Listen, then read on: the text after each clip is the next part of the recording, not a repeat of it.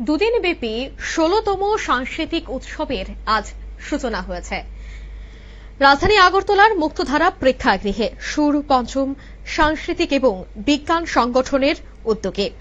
ভারতীয় শাস্ত্রীয় সঙ্গীতের গুরু শিষ্য পরম্পরা, সনাতন সাংস্কৃতিক ঐতিহ্য এবং মার্গীয় সঙ্গীতের মূল্যবোধ নতুন প্রজন্মের কাছে পৌঁছে দেওয়ার লক্ষ্য নিয়ে সাংস্কৃতিক সংস্থা সুর পঞ্চম প্রতি বছরের ধারাবাহিকতায় এবছরও গুরু পূর্ণিমা উপলক্ষে আয়োজন করেছে ১৬তম সাংস্কৃতিক উৎসব। ২৯ এবং ৩০ জুলাই আগরতলার মুক্তধারা প্রেক্ষাগৃহে এই দুদিন ব্যাপী উৎসব অনুষ্ঠিত হয়। গত ১৫ বছর ধরে এই উৎসবের মাধ্যমে দেশের প্রাচীন সাংস্কৃতিক ঐতিহ্য, গুরু শিষ্য পরম্পরার মর্যাদা এবং শাস্ত্রীয় সঙ্গীত চর্চাকে সমাজের সর্বস্তরের মানুষের কাছে তুলে ধরার নিরলস প্রচেষ্টা চালিয়ে যাচ্ছে সুর পঞ্চম। উৎসবের উদ্বোধনী অনুষ্ঠানটি অনুষ্ঠিত হয় ২৯ জুলাই। অনুষ্ঠানের উদ্বোধন করেন society for the management of cultural কমপ্লেক্সের চেয়ারম্যান নবেন্দু ভট্টাচার্য। প্রধান অতিথি হিসেবে উপস্থিত ছিলেন ত্রিপুরা টাইমস পত্রিকার কার্যনির্বাহী সম্পাদক মানস পাল। অনুষ্ঠানে ভারতীয় শাস্ত্রীয় সঙ্গীত এবং নাট্যকলার অসামান্য অবদানের স্বীকৃতি স্বরূপ উদয়পুরের বিশিষ্ট সঙ্গীত গুরু বিমল চক্রবর্তী, আগরতলার প্রখ্যাত তবলা শিল্পী সুভাষ ভৌমিক এবং নাট্যগুরু সঞ্জয় করকে গুরু সম্মাননা প্রদান করা হয়।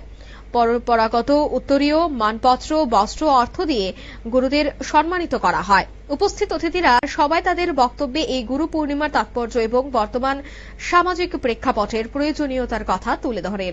প্রথম দিনের সাংস্কৃতিক অনুষ্ঠানে শিশু শিল্পী অ্যাঞ্জেল দেবের একক বাঁশিবাদন, রাজ্যের বিশিষ্ট কণ্ঠশিল্পী পদ্মমল্লীশ্বর আদিত্যের শাস্ত্রীয় সঙ্গীত পরিবেশনা এবং সুর পঞ্চমে নিজস্ব প্রযোজনা নৃত্য গীতি আলেখ্যে নটরাজ পরিবেশিত হয়। এদিনের এই অনুষ্ঠান থেকে কি উঠে আসছে শোনাব। সুর পঞ্চম আয়োজিত ১৬তম সংস্কৃতি উৎসব। আমরা সুর পঞ্চম ১৯৮৯ সাল থেকে কাজ করে চলছি। ভারতের পরম্পরাগত যে ঐতিহ্য, সেই ঐতিহ্যকে নতুন প্রজন্মের কাছে পৌঁছে দেওয়ার উদ্দেশ্যেই আমাদের কাজ। সেই উদ্দেশ্যকে সামনে নিয়ে আজ থেকে ১৫ বছর আগে আমরা শুরু করেছিলাম গুরু পূর্ণিমার দিনে ২ দিন বা ৩ দিন ব্যাপী সংস্কৃতি উৎসব। আজ তার ১৬তম বর্ষ। প্রথম দিন থাকছে গুরু সম্বর্ধনা, শ্রদ্ধা জ্ঞাপন। আমরা প্রতি বছর শাস্ত্রীয় সঙ্গীতের ২ জন গুরু এবং নাট্য জগতের একজন গুরুকে আমরা সম্বর্ধিত করে থাকি এবং শাস্ত্রীয় সঙ্গীতের অনুষ্ঠান কর্মশালা হয়ে থাকে। তারপর দ্বিতীয় দিন আমাদের নাটক বা তৃতীয় দিন আমাদের নাটক থাকে। এবছরও আমরা ২ দিনব্যাপী অনুষ্ঠানের আয়োজন করেছি কর্মশালার পাশাপাশি। এখানে আজকে অনুষ্ঠিত হবে প্রথম সন্ধ্যার অনুষ্ঠান। এখানে থাকছে গুরু সম্বর্ধনা। এবার গুরু সম্বর্ধনা আমরা দিচ্ছি শাস্ত্রীয় কণ্ঠসঙ্গীতের জন্য বিমল চক্রবর্তী মহোদয়কে। শাস্ত্রীয় তবলাবাদনের জন্য আমরা সম্বর্ধনা জানাচ্ছি। আপনারা শুনলেন, অর্থাৎ এই বিশেষ অনুষ্ঠানকে কেন্দ্র করে উপস্থিত দর্শকদের মধ্যেও ছিল উৎসাহ। বেশ লক্ষণীয় দেশাত্মবোধের ঐতিহাসিক চেতনাকে নতুন প্রজন্মের সামনে নাট্যরূপে উপস্থাপন করে প্রায় ২৫ জন যুব শিল্পীর অভিনয়ে নাটকটি ইতিমধ্যেই দর্শক মহলে ব্যাপক প্রশংসা অর্জন করেছে।